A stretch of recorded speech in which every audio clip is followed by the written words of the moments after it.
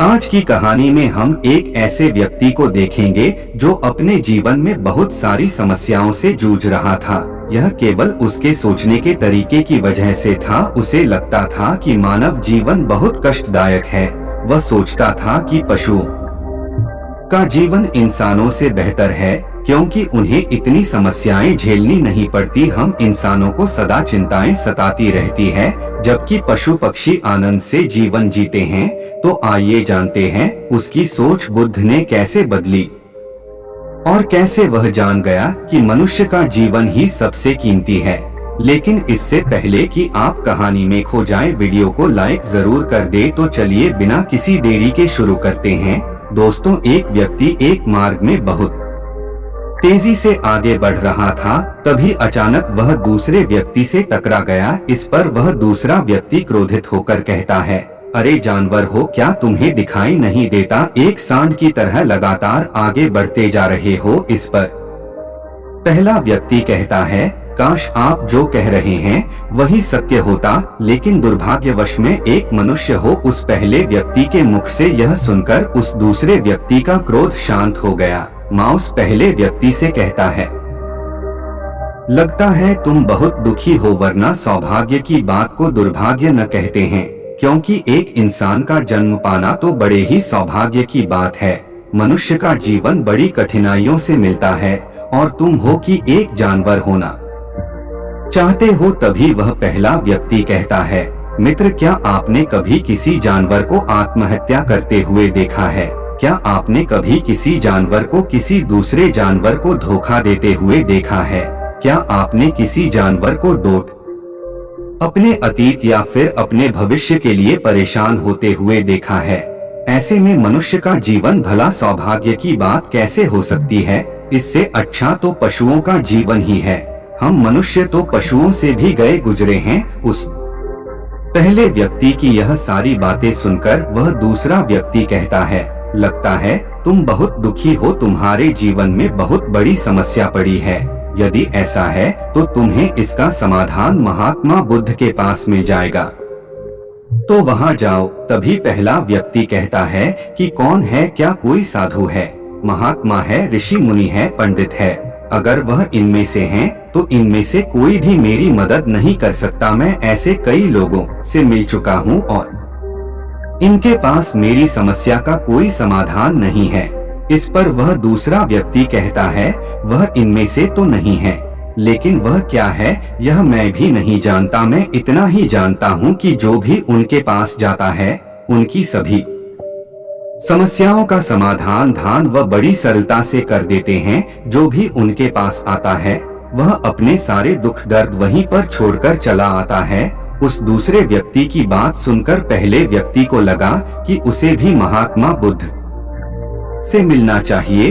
उसने उस दूसरे व्यक्ति से कहा, ठीक है भाई, अगर तुम कहते हो तो मैं एक बार उनसे भी मिल लेता हूँ, उन्हें भी देख लेता हूँ कि आखिर ऐसी क्या बात है जो लोगों की समस्याओं का समाधान बड़ी सरलता से कर देते हैं।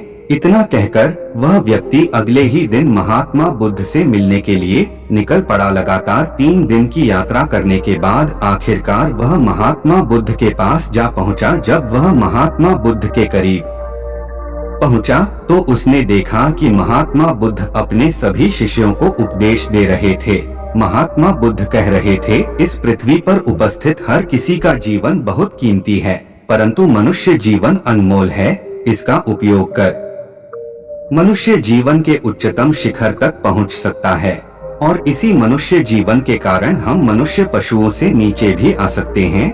महात्मा बुद्ध का यह उपदेश समाप्त होते ही वहां पर जो भी लोग बैठे हुए थे वह वहां से चले गए। तभी वह व्यक्ति महात्मा बुद्ध के करीब पहुंचा और वह महात्मा बुद्ध को प्रणाम करके कहता है, हे बुद्ध, आप कहते हैं कि हम मनुष्य का जीवन अनमोल है।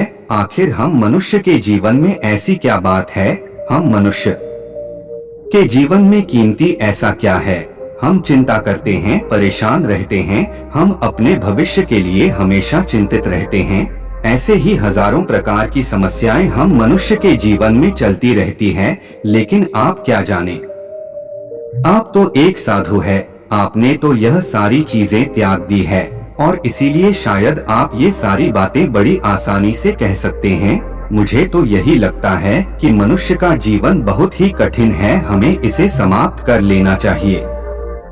आपने कभी किसी पशुओं को देखा है? ना तो वह चिंता करते हैं, ना ही उन्हें किसी तरह की तकलीफ होती है, नहीं वह कोई परेशानी में रहते हैं। वह तो अपना जीवन मौज मस्ती में जीते हैं, नहीं उन्हें अपने भूतकाल की चिंता होती है और न ही भविष्य की। ना ही वह किसी को धोखा देते हैं और ना ही किसी से शिकायत करते हैं। वह तो बस अपना जीवन जीते रहते हैं। और वहीं पर दूसरी तरफ हम मनुष्य का जीवन ठीक इसका उल्टा है। मुझे तो यही लगता है कि मनुष्य का जीवन पशु के जीवन से भी बदतर है। मनुष्य जीवन एक श्राप है जो हमें मिला है। ऐसे में आपको मनुष्य जीवन में ऐसी क्या विशेषताएं नजर आती है जो आप लोगों को झूठ बताते कहते हैं कि हम मनुष्य का जीवन बहुत कीमती है, बहुत मूल्यवान है। इस दौरान महात्मा बुद्ध उस व्यक्ति की सारी बातें ध्यान पूर्वक सुन रहे थे और वह उसकी मनोदशा को समझ रहे थे। आखिर में महात्मा बुद्ध मुस्कुराते हुए उस व्यक्ति से कहते हैं, भंते तुम अपने जीवन के संघर्षों से भाग रहे हो। यदि तुम संघर्ष करोगे ही नहीं तो जीवन सफल कैसे बनेगा? और जब हम संघर्षों से भागते हैं तो हमारा जीवन दूसरों के अधीन हो जाता है और फिर हमें दूसरों के अनुसार ही चलना पड़ता है। हमें अपने जीवन के लिए संघर्ष तो करना ही पड़ता है।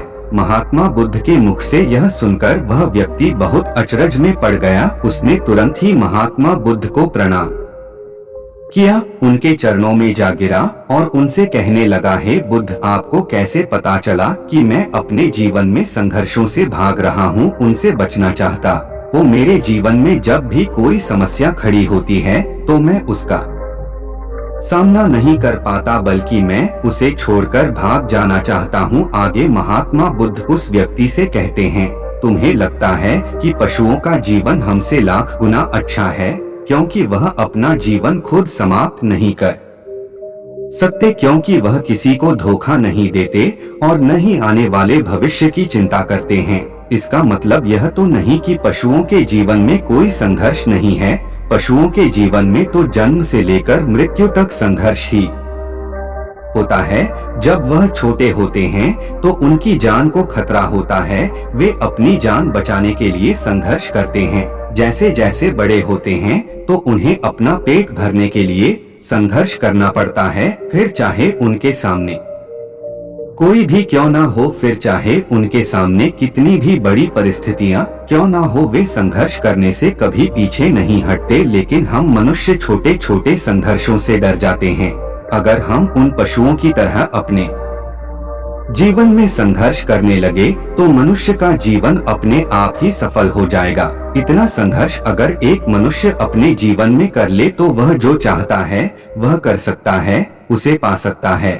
और जबकि इतना संघर्ष करने के बाद भी वह पशु अपने जीवन में कुछ भी नहीं कर पाता। भंते वास्तविकता तो यही है कि बिना संघर्ष के कोई जीवन है ही नहीं, बिना संघर्ष के हमारा जीवन चल ही नहीं सकता। फिर चाहे कोई राजा हो या भिखारी, सबके जीवन में संघर्ष तो है ही। जो भी इन परिस्थितियों के खिलाफ संघर्ष नहीं करता, फिर चाहे वह मानव हो या पशु, उसका नष्ट होना तय है। इस पर वह व्यक्ति कहता है, बुद्ध, क्या आप मुझे कोई ऐसी चीज दे सकते हैं जिससे मेरे जीवन के सारे संघर्ष हमेशा हमेशा के लिए मुझसे दूर हो जाएं? मेरी सारी चिंताएं, सारी समस्याएं, सारी परेशानियां हमेशा हमेशा के लिए खत्म हो जाएं और मेरा जीवन हमेशा हमेशा के लिए सुखमय बन जाए। उस व्यक्ति की यह बात सुनकर महात्मा बुद्ध एक बार फिर से मुस्कुराने लगे और उस व्यक्ति से कहते हैं, भंते, मैं तुम्हें वह चीज तो नहीं दे सकता, लेकिन हाँ, मैं तुम्हें वहां तक पहुंचने का रास्ता जरूर बता सकता हूँ। यदि तुम वहां तक पहुंचने का संघर्ष कर लो तो तुम वहां तक पहुंच जाओगे और तुम्हें वह चीज मिल जाएगी। लेकिन मेरी एक बात और याद रखना कि इसका अर्थ यह भी नहीं है कि इसके बाद से तुम्हारे जीवन में परेशानियां या फिर समस्याएं आनी बंद हो जाएंगी। तुम्हारे जीवन में परेशानियां और समस्याएं तो आती ही रहेंगी, लेकिन उनका प्रभाव तुम पर बहुत कम हो जाएगा।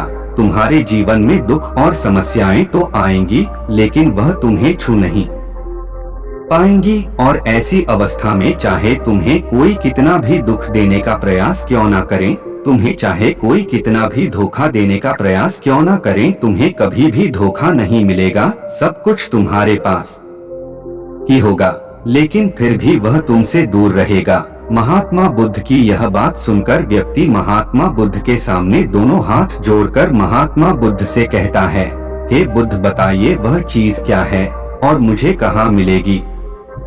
मैं उस चीज को पाने के लिए कुछ भी कर सकता हूँ, मैं अपना पूरा प्रयास लगा दूंगा, लेकिन उस चीज को हासिल करके ही दम लूंगा। इस पर महात्मा बुद्ध ने उस व्यक्ति से कहा, सोच लो भंते, एक बार यदि तुमने रास्ता शुरू कर दिया तो तुम्हें उस रास्ते पर चलते ही रहना होगा जब तक कि तुम अपनी मंजिल को पाने ही लेते, और यह रास्ता अत्यंत संघर्षों से भरा होगा। क्या तुम अपनी मंजिल तक पहुंच पाओगे?